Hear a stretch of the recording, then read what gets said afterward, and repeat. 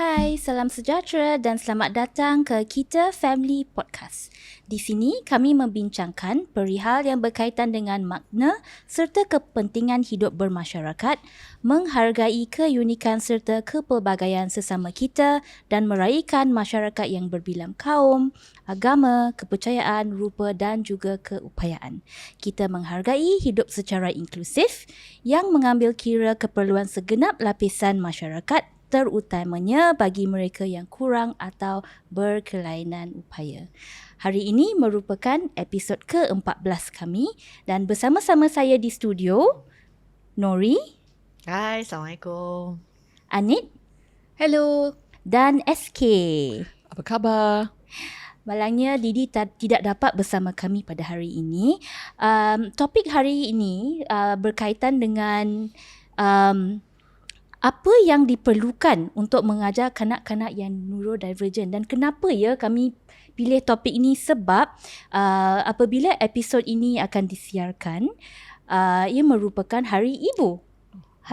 Hari Ibu tahun ini pada 12 Mei dan juga beberapa hari selepas itu merupakan Hari Guru.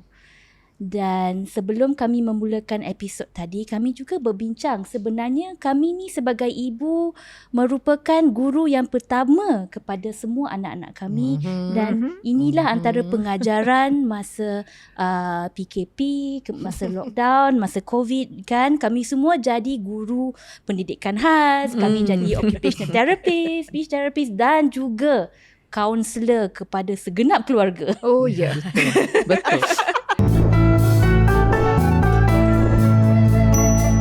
So let's start our discussion today. Maybe we go to SK first in terms of what we need to teach our neurodivergent children. Maybe you could start us off with talking about organizational skills. That's one very important point. Indeed.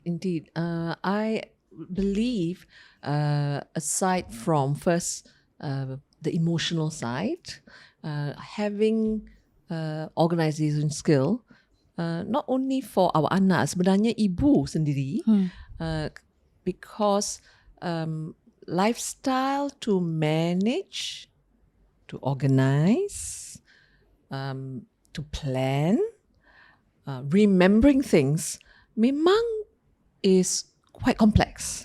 Sebenarnya, to do all this, we need to draw on actually, technically, we call this executive function actually. Yeah? Maybe boleh terangkan sedikit apa tu executive functioning. Itu dia. So it's exactly apa yang saya sebutkan tadi.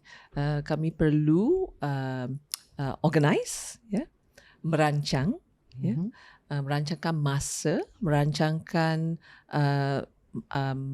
banyak situasi-situasi, merancangkan masa tu memerlukan a lot of memory kan, because you have to remember this, then that, dan kadang-kadangnya kalau we are neurodivergent. Now maybe if I use an example of an individual with ADHD, attentionnya memang sudah banyak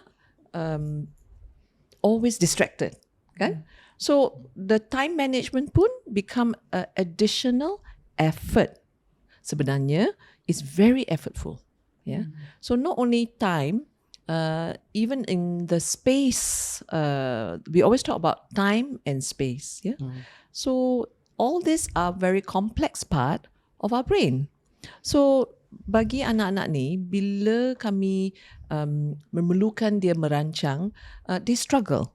So they will be late. They cannot pass up their homework. Kesian dia. Not that they don't want to. Sebenarnya, I remember one time, Joshua said, but I don't remember.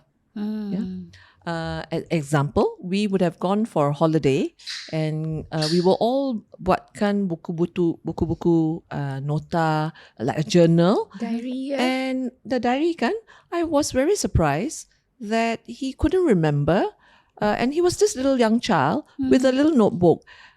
So things like this will cause quite distress sebenarnya, we have to recognize not only to the parents or the educators around them, sebenarnya even to the child.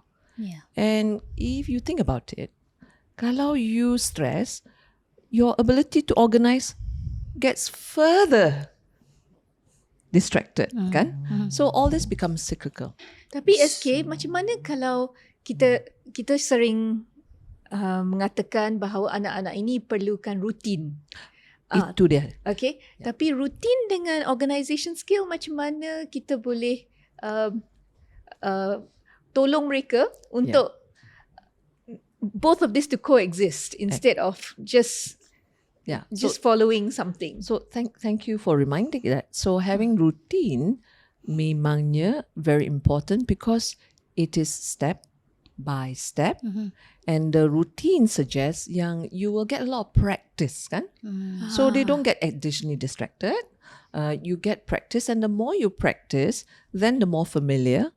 The more familiar, the less you get anxious. So it does improve. It does improve, and that's why for all this disorganization, sebenarnya the emotional regulation is part of it. I see. Yeah. Okay. So being calmer and not being too excited contributes to your ability to organize and your ability to remember. Not only for children, sebenarnya even if you, maybe if I look at myself today with so many things going on, I have to stop, take a deep breath and try to kind of draw on my memory, kan? So having routines, like you suggest, will allow us to have that calmer posture to draw on our memory, our planning skill, our time management skill, and so forth. So ini antara kemahiran sungguh pun diperlukan untuk mengajar anak. Aplikasi pertama adalah pada diri sendiri. Sepatutnya. Dan bila kita dah okay dan dah settle, bolehlah kita merancang untuk anak kita dalam kita nak mengajar lah. That's basically the message. Okay. So organizational skills ni is, I look at it macam a multifaceted approach. So dari ibu bapa, we have to have some kind of strong organizational skills, kan? Memang pun kita mengurus timetable anak kami dari one therapy to another, so it's from that minute detail juga. And dalam pada membuat itu, kami juga membantu anak kami dalam organizational skills mereka. And you know, from what I hear, it's also got to do with routine. Dan another point yang I always like to talk about is flexibility. Kan? Sebab anak kami, some autistics or neurodivergents memang struggle dengan flexibility sedikit. So bila ada tools or methods to ada help. jadual, kan? Yes, ada jadual. It helps them. And my favourite analogy is flexibility ni macam rubber band. Kalau you pull it at once, memang putus. But if you just stretch little by little, lama-lama, it will become more flexible. And more longer and allow more things in. Yes. So I'm noticing that I am rocking. I'm having to regulate because this topic is hard for me.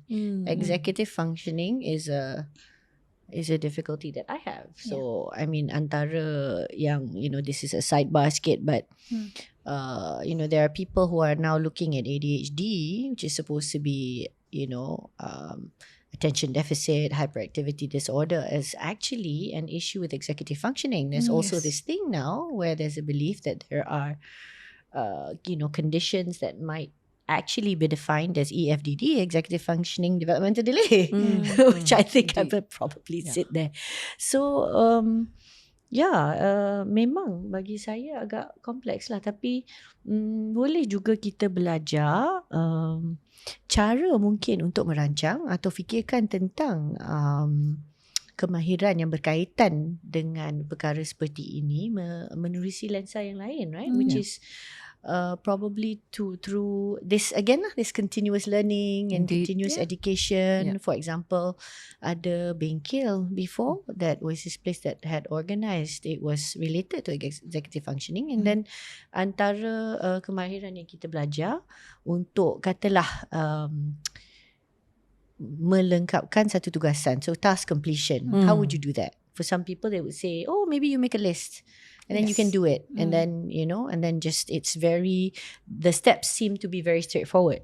Yes. But I can tell you from very personally that sometimes the steps are not that straightforward. I have to remind myself, I'm the sort of person sometimes who forget and maybe like wash my face and tone my face and realize, wait, I'm supposed to jump in the shower and then wash my hair. So what's going to happen to my face? So it's real. And it was interesting to learn things like, get ready, do, done. Indeed. Which is to visualize the end goal, think about what you need. Yeah. And interestingly, the senarai came later. Whereas usually we start off with make a list. Yes. So which you know, I love, and that approach is start with the end in mind. yes, and in mind, which is what you always talk about. Indeed, Okay. and using visual, ada menggambarkan masa whatever task atau goal, mesti menggambarkan what is the completed, then only go backwards to get ready. Then you Go, do. do, and then only you get to the task. So it's like cooking. If you want chicken rice, You follow the recipe. you follow buy the recipe. ingredients. But you Betul. decide you want chicken rice first. Betul. And then baru pergi ke pasar, baru I plan love that. bila. I love and that. then and then buat senarai, saya kena beli bahan-bahan ini, nak masak untuk berapa orang. Yeah. And then so it's a bit of a Yeah. In fact, you reminded me kemahiran, the life skill. Of course, as parents, we are always anxious about their intellectual ability, kan? yes. Tapi sebenarnya, this is a very key part of life skill that we can cultivate from a little child.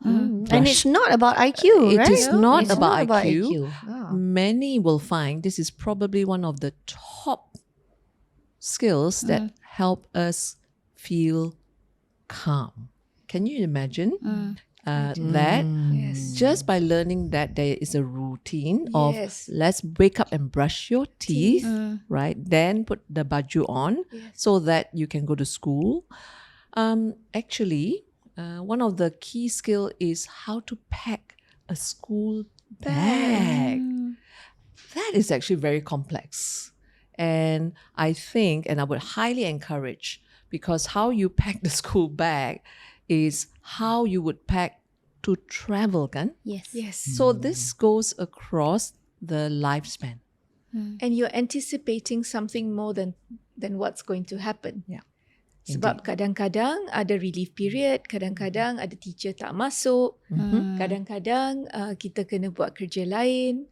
And so what do you pack in the school bag for every eventuality? Yeah. Yes. Okay, but back to the skills we need if we're going doing the teaching, right? Yes. Yeah. Can I jump in? Yes, please. Actually, tadi SK sebelum menceritakan tentang kemahiran dari segi perancangan ni yang diperlukan, you already said selain daripada emosi. So for me that's the cue. Emosi is big. So kalau boleh, mungkin kita boleh lihat dari segi macam mana ya kalau nak fikirkan beberapa perkataan yang akan menggambarkan apa yang perlu. Maybe I can start with empathy. Empathy, ya. Yeah, so empathy ini adalah kebolehan untuk kita membayangkan keadaan orang lain. So it is not the same as simpati. Simpati tu mungkin kita rasa belas kasihan, ataupun kita tengok keadaan tu kita rasa macam I feel so sorry, that kind of thing. It's not quite the same because empathy ni takes the step of trying to imagine yourself also experiencing something like that.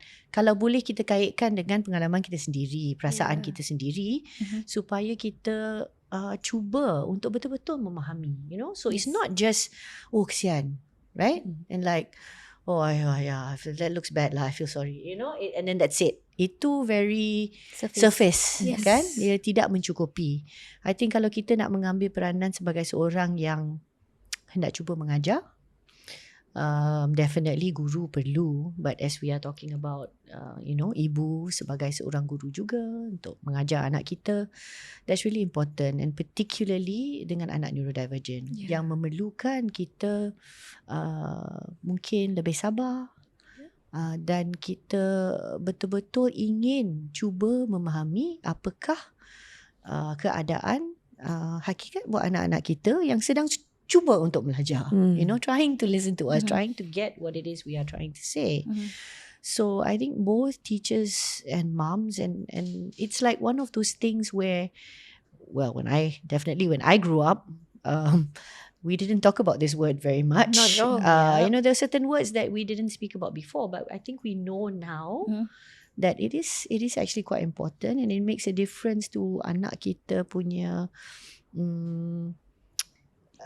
that sense of connection, kan? And the connection is important. So kalau kita fikirkan balik, and PKP actually again was another good example, bukan sahaja di mana ibu bapa juga memerlukan kemahiran untuk mengajar. The other thing was the connection. Sebab I think many people can relate. A lot of times yang bila ada peluang pun untuk mengadakan kelas melalui webinar, video Zoom dan sebagainya, yelah kita boleh log on.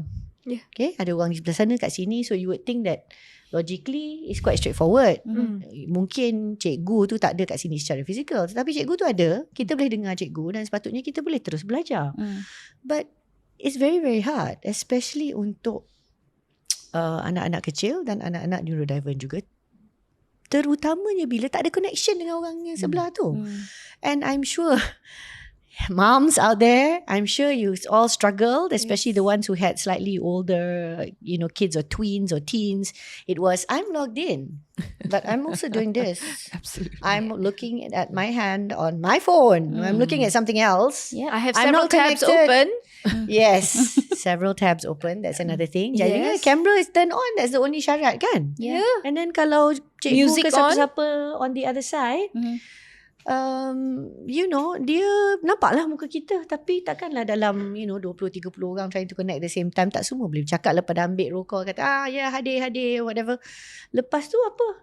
So what was it, what is the difference? It's the connection, right? And of course you need to have a connection, definitely with your child, as a teacher has to have with the student, and empathy is one of those things that is connected to that, right? So it's and so the other emotional piece is, and I think you alluded to it, SK, about how kalau emosi kita tidak terkawal dan tidak ada pada tahap yang di mana kita feeling in control dan tenang.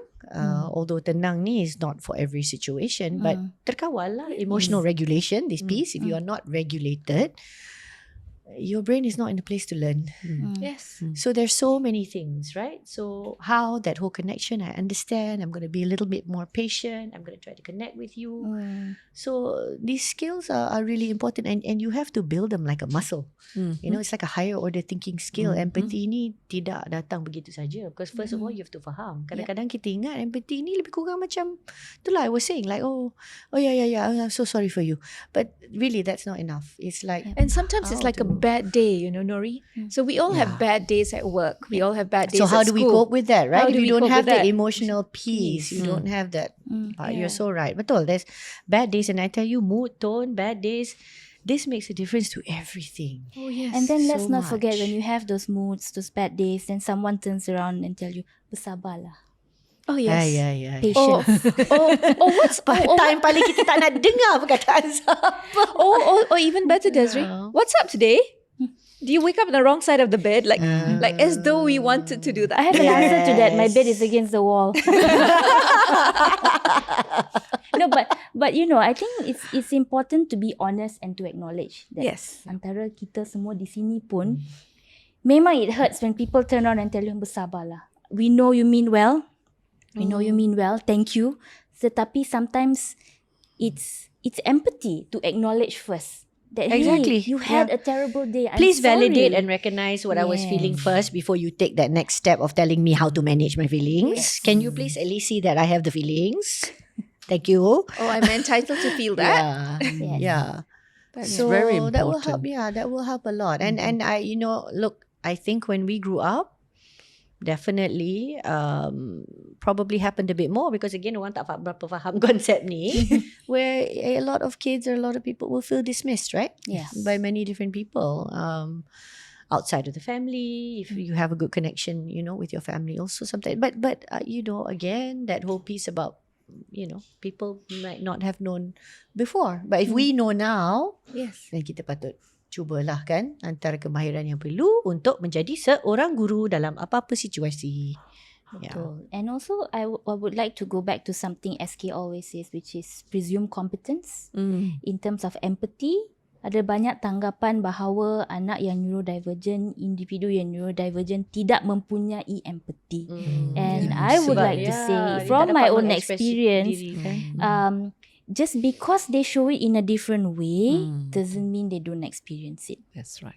That's right. Kan? I think that is such an important reminder. Yeah. Yeah. Yes. It's been nearly 10 years. It's completely been dismissed that autistic people and other neurodivergents don't have feelings kononnya. Yes. You know, So we that know is a already. very good reminder Yeah.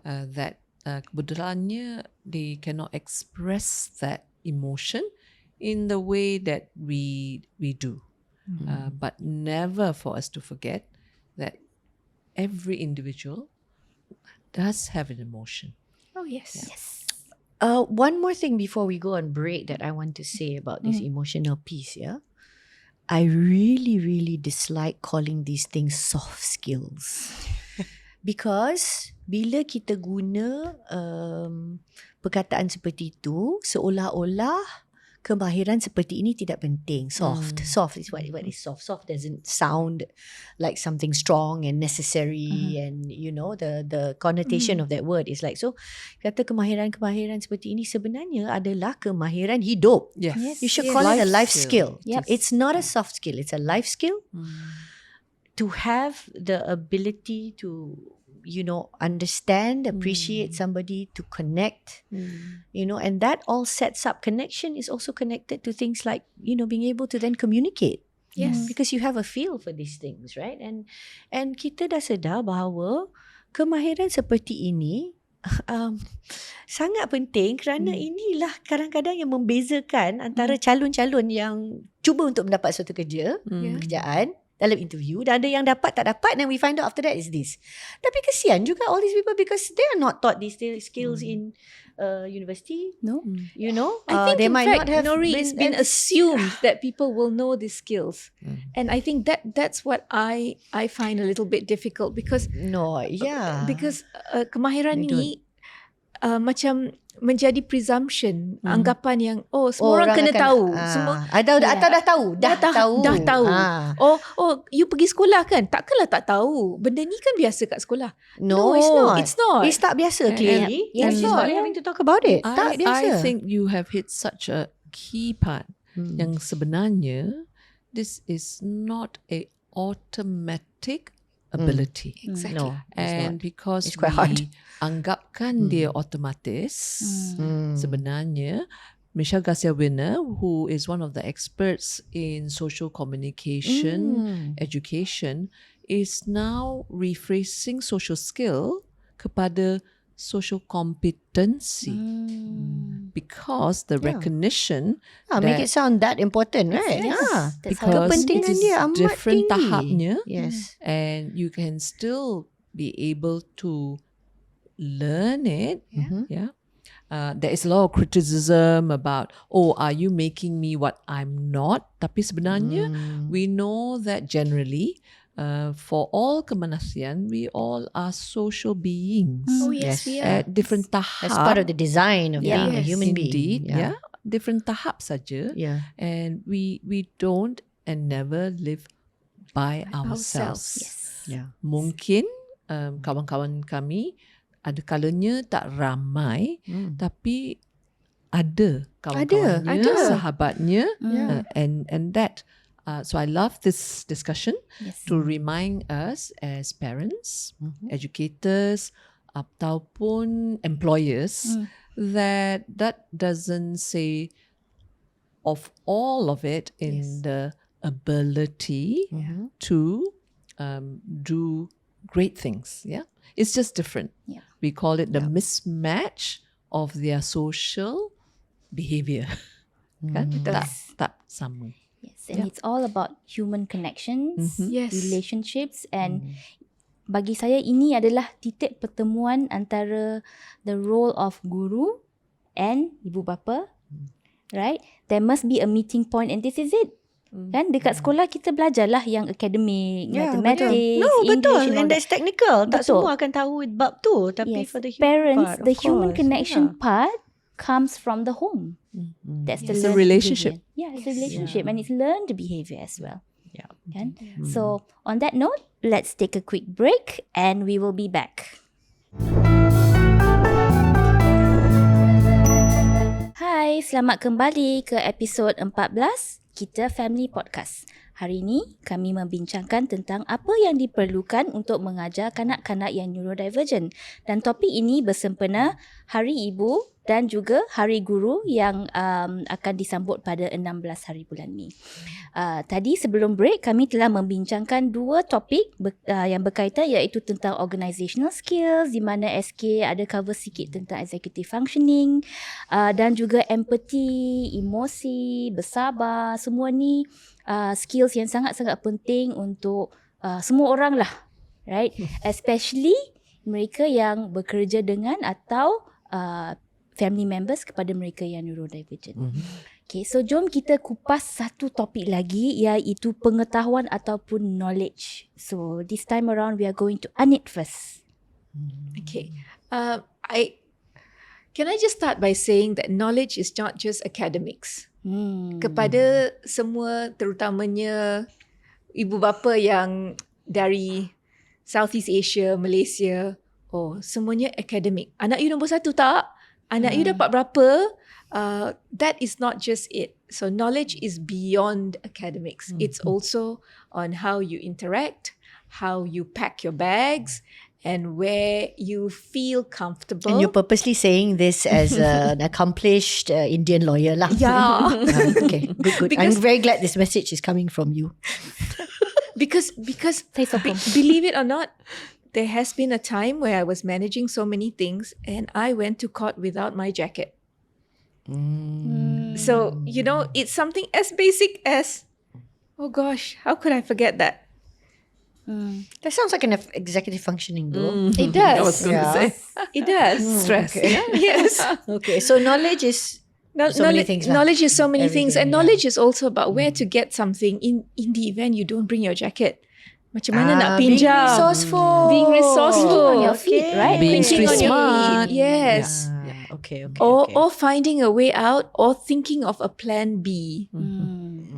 Okay. Oh, hari ni saya tak bawa buku. Macam mana? Oh, saya ada buku satu lagi ke? Can I quickly copy homework? Or can do I have time? Well, can I do that homework? And how do you deal with it when the kid tells you that? Right? Yes. You're supposed to be teaching the kid. You're supposed to be teaching the kid. And you're like, kenapa tak buat homework? My dog ate my homework. Yes. But I also need to say this because we've come across so many kids, and I know when we were growing up, we would say, kenapa orang ni pandai sangat lah? Sekejap dia je tangkap. I dah macam 5 kali hafal, dah cuba. I don't get it because everybody has got a different skill set. So ada yang boleh belajar dengan visual, ada yang perlu audio, ada yang belajar lebih bagus kalau ada music, ada yang gunakan lagu untuk belajar.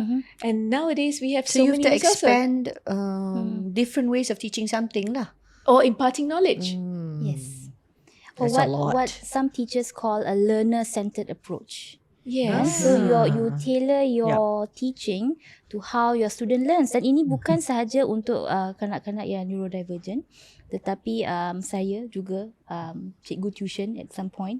And memang saya gunakan learner-centered approach, and that is what set me apart as a teacher. Sebab bila parents datang kepada saya and say, saya nak anak saya score A, most of the time I would turn them away. Tetapi bila parents come to me and say, I would like my child to improve in their command of English, OBM. I want them to learn the language, bukan saja score A dalam exam. And I get more of those students. So memang betul Anit cakap kan, it's about teaching how they learn. Yes. So kalau ada yang belajar dengan tengok video, ada cikgu yang akan menggunakan video itu and then pause and then bincang. Yes, and that is a good way. Ada yang akan menggunakan visuals like posters. Ada yang menggunakan models. Jom, we are learning about volcanoes.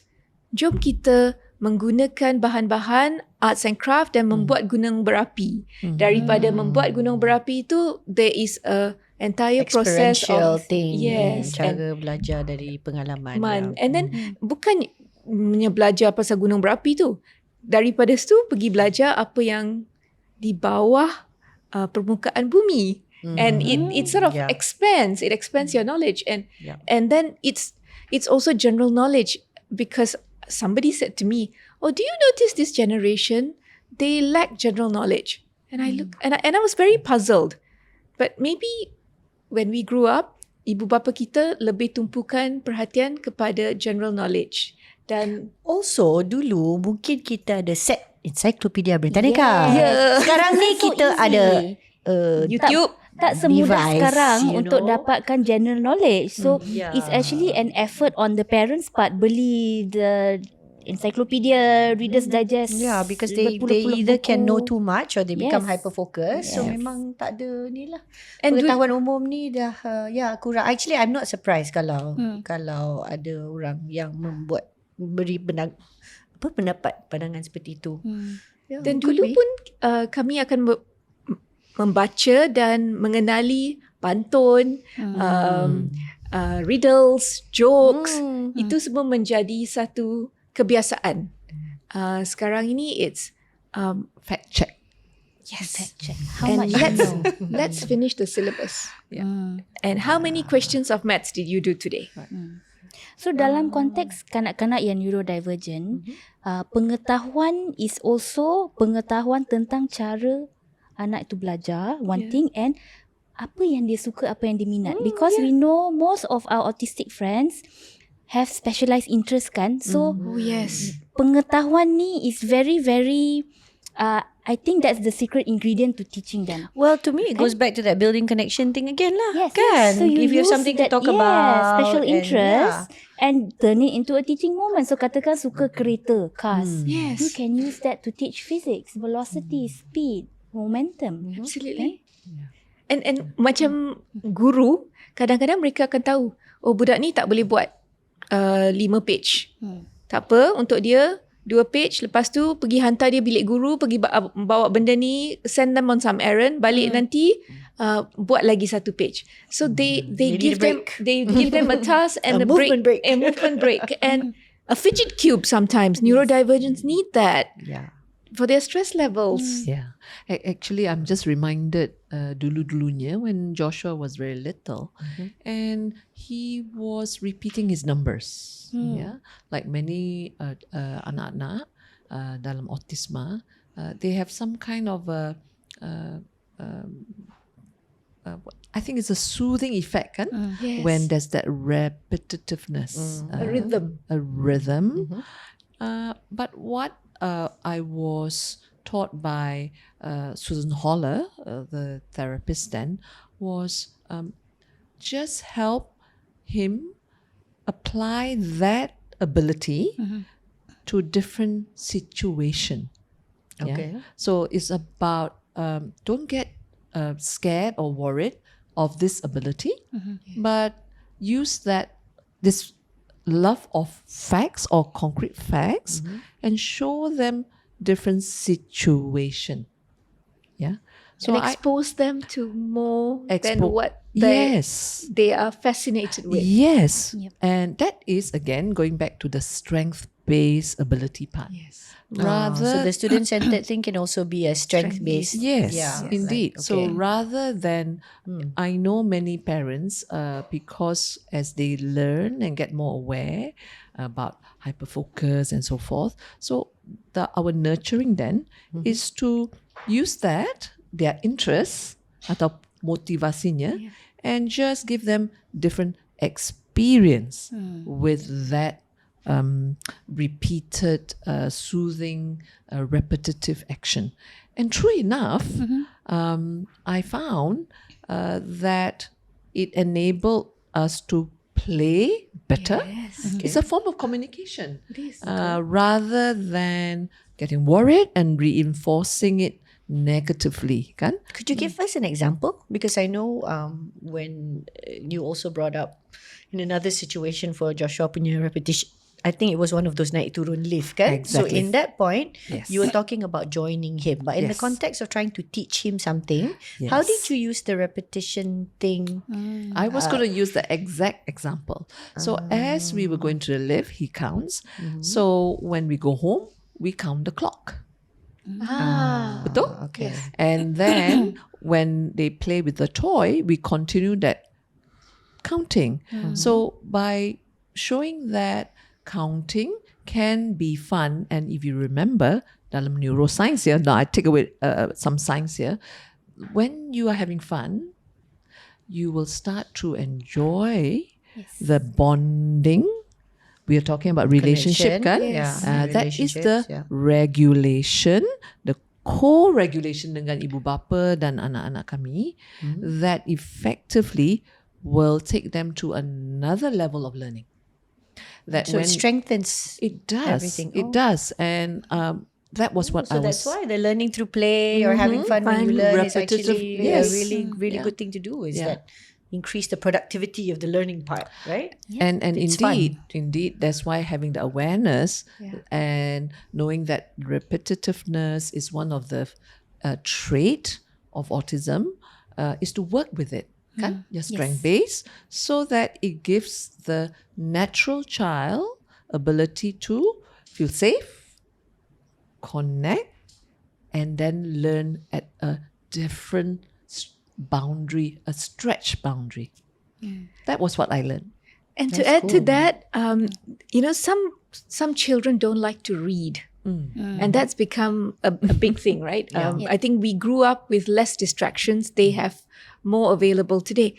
Tapi kalau bagi yang tidak suka membaca dan perlu membaca, ada satu app. Dia app berbayar juga. App dia Audible. Di mana ada buku cerita yang dibaca oleh personality terkenal. And so it's audiobook but with a favorite voice. Very nice. And that's very nice. So I remember one of the things that we used to get Nirav to read more was to use Audible and have the book, and he would then just drift off, but he would be listening. Tapi suara siapa yang dia suka tu? Stephen Fry. He liked him. And then we would stop and say, "Oh, it's not working, but I want to know more. Can you go and get the book? Shall we read a few pages?" And then it became like beyond a couple of paragraphs, you read a bit more. And hopefully with that, he used to read more than we ever thought he would read, because that was something he didn't like doing. So exposure to books in a different way. Right? Exactly. And audiobooks pun ada sekarang. Yes. Audiobooks. There's a lot. And another way is reading to them. Oh yes. Yeah, that's actually to encourage the love of reading. Continue to read it. I learned that you should continue to read even after the child knows how to read, right? Because it's a fun thing. It's a fun thing with storytelling, the voice. right? Even if it's not fun. I mean, I just started doing it for my son a couple of months ago. Even if it's not fun, what are you going to Even say? if it's not fun to who? For him, fun for me. Because I get to Never know mind the voices. him. It's fun for me. No, but really it's become a nightly routine, a habit. So kalau katakan dia tertidur, saya belum balik lagi, pagi-pagi mesti kena marah dengan Hans. He will take the book and read. Because to him that is routine. precious time, Yeah. routine, No, it's not and he routine. likes I it think and he learns. initially Connection I think time. it's something And connection with you, too. right? It's a fun thing that he It's enjoys with you. his way of telling me, where were you when I went to sleep last night? Yeah. So that's his Oops. way of. And I missed that story because I enjoy stories. There you go. Exactly. Okay. Exactly. So So being knowledgeable, being resourceful, knowing the child, building knowledge in so many different areas, this matters lah, right? Yes. And even more so with a neurodivergent child, because you have to be that more creative, Yes. that more responsive, Absolutely. that more maybe flexible, or trying to figure stuff out. So yeah, And it's if introducing you- language, introducing different modes of talking. Well, so many things. So I guess the thing is that, well, we hope that if you are going to take on a teaching role, especially if it has to be more structured, more formal, Yes. and of course, if you're a teacher, we hope you love learning too, right? Yes. You have to love learning because you got to keep learning more. yep. And not every child learns maths by memorizing the No, timetable. that's the whole point, right? That we're Yes. saying that because they learn different ways, neurodivergence, also the very, very general and correct assumption is that they do learn differently. So you need to know more than, whatever you might have, figured out is the most common way to do something, perhaps, right? Absolutely, yes. So, So, it's a big thing. And I think, if I could just mention also, I know you started off by saying it's not so much the academic piece and whatever, but I think you have to have the knowledge of some of the academic stuff if yes. you're going to teach academic stuff. Yes. You need to know some technical things. You got to figure out Google Classroom these days. I think you need to be able to know how to use certain common apps. Like maybe in our day, we needed to know word processing. Now you need to know a little bit more, So Microsoft the Word technical to start off. skills, is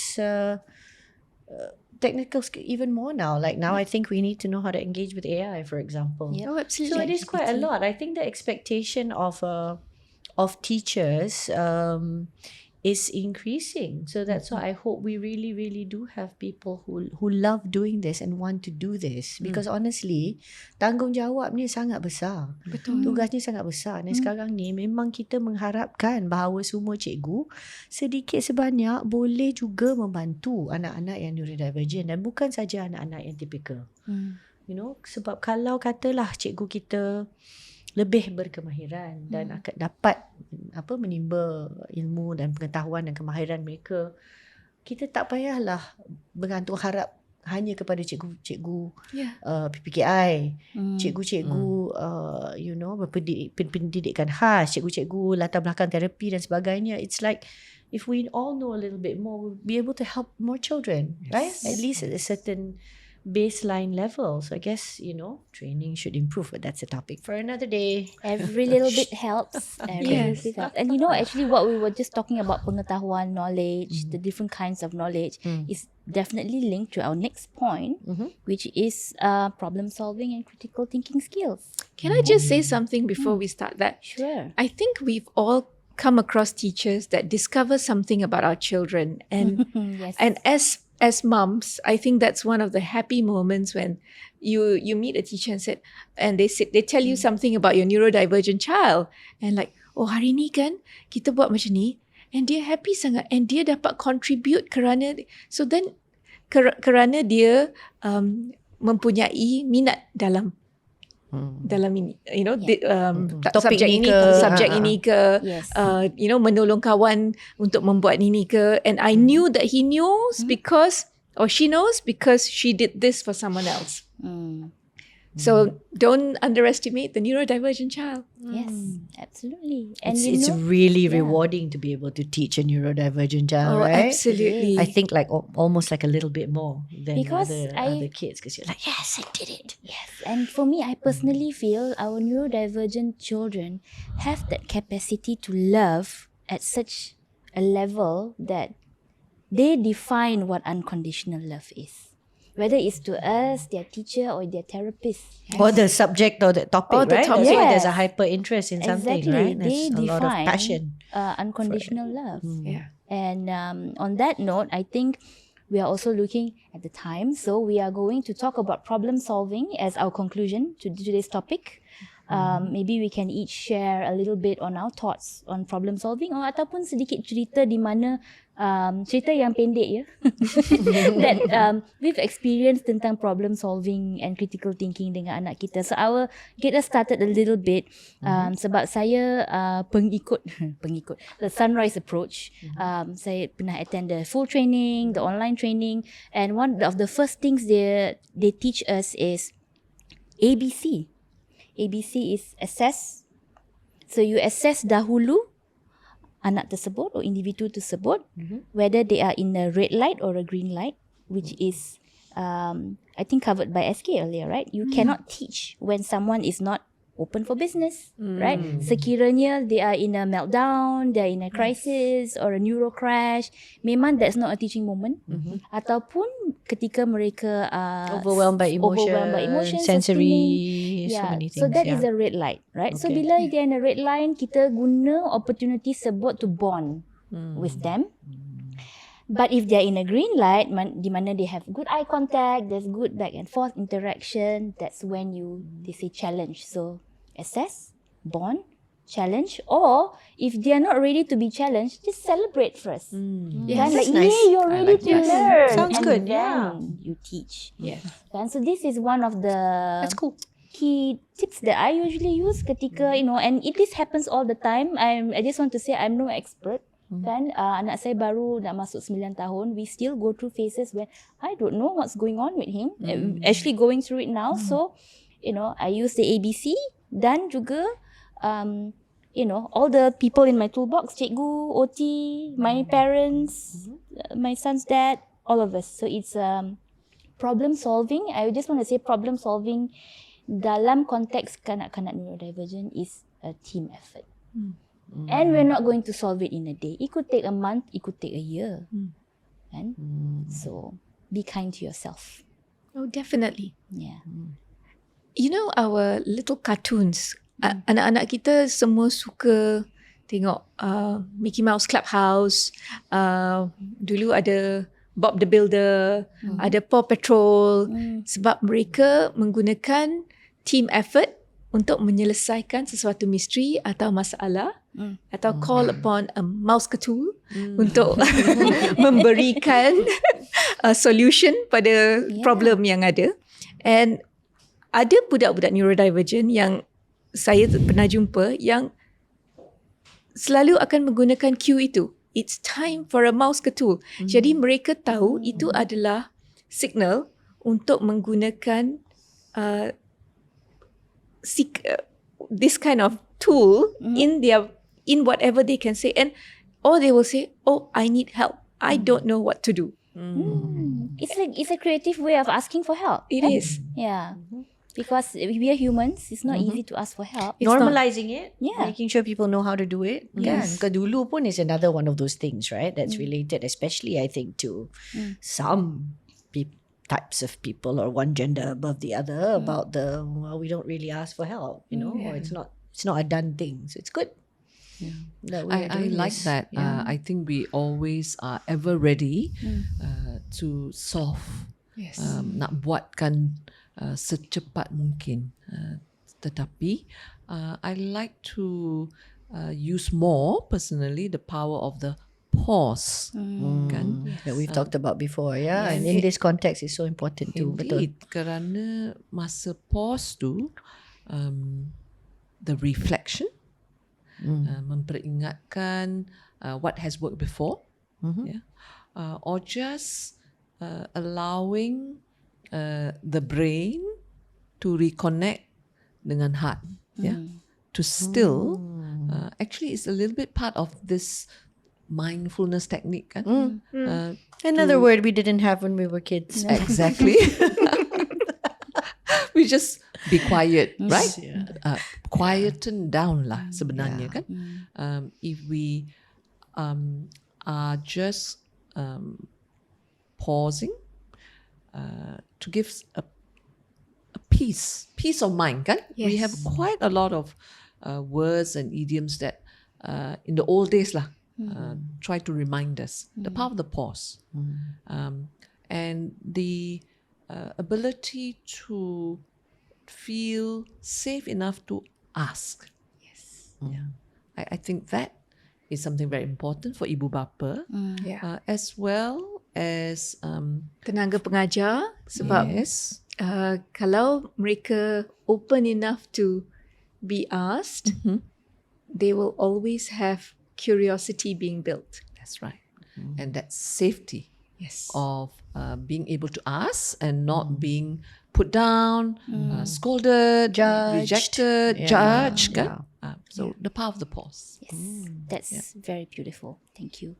No, it's just expanding on what you said related to this point kan, because macam mana kita nak ada critical thinking dengan be able to cuba untuk mencari satu penyelesaian kalau kita tak mempunyai keterbukaan dan kita sendiri tidak ingin tahu. So that curiosity lah, that piece is also connected to that, right?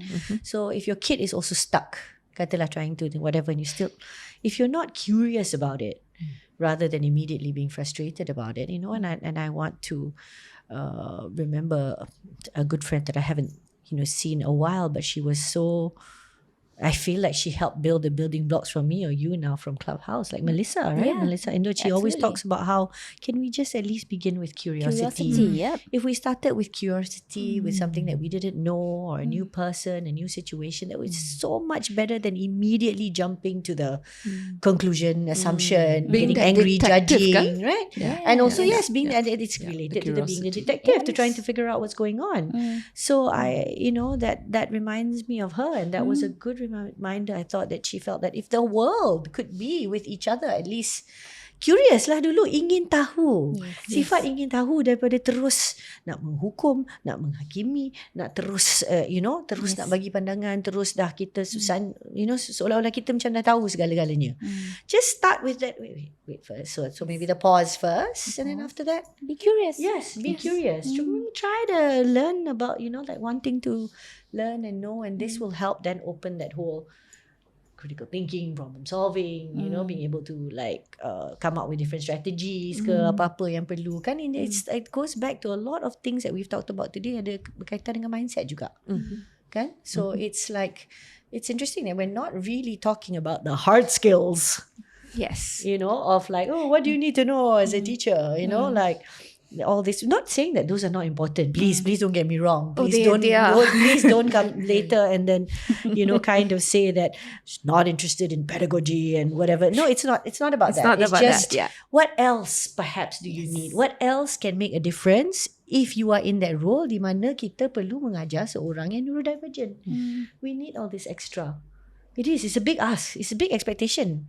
Our list was not small lah. Yeah. So untuk ibu semua, right? But it's okay. This is because as a parent you have a teaching role. Yeah. But I think this is a particularly big expectation towards guru, towards cikgu. And I'm sorry, no teachers really. I think no, it's a lot. If you really, really think about it, you have one of the biggest, most important jobs Yes. in the world. And we Because I take- hope you love it, right? we take this opportunity to say terima kasih, Yes. Terima kasih. caring, Yes. loving, Thank you. Yes, thank Nurturing. you so much for all you Nurturing. do, because it's huge and we're asking for so much. And we wish inspiring the next Happy generation. Teachers Day, kita Yes. nak ucapkan terima kasih lah. Yeah. I mean, I think we can all remember teachers who made a difference to our lives, right? Yes. And the teachers I remember, honestly, were the ones that actually tegur me or pulled me aside or whatever. Those are the ones that I actually remember, along with maybe the nice and the funny ones. They definitely made an impact because they cared. They did. I understood that to mean that they did care very much to have to put me aside. So To me, when I was in school, cikgu was like the ibu yang di sekolah. Yes. Because to me, they looked after me when I was in school that's right. for that few hours. You're so right. So, Yeah, that maternal Yeah. sort of thing, or paternal, yeah. right? If you had, Yes. Yeah. so like a parental, extra parental figure, if you have a So good to one. me, it was the teachers that didn't allow me to be in my own world and brought me out and made me feel Like that. included Like that. and Yes. said, hey, kenapa hari ni kena buat lebih daripada ni? I know you're better than this. Yes, pushed you a bit, right? Pushed you a bit, Yeah. yes. So yes, the Happy Teachers Day. Happy And Teachers to all the mothers who are also Day. teachers and many other things, all the hats that we talked about. Selamat Hari Ibu. Happy Mother. Ya, Yes. selamat menyambut Hari Ibu. Yes. Happy Mama's Day. So with that, we are wrapping up episod ke-14. Hari ini kami membincangkan tentang apa yang diperlukan untuk mengajar kanak-kanak neurodivergent. We covered organizational skills, empathy, knowledge atau pengetahuan dan problem solving skills. So dari kami sekeluarga di Kita Family, selamat Hari Ibu dan selamat Hari Guru, and especially to all the teachers, thank you for choosing to be a teacher. Jangan lupa subscribe to Kita Family on YouTube and follow us on Instagram, TikTok and Facebook. Thank you. Bye. Bye.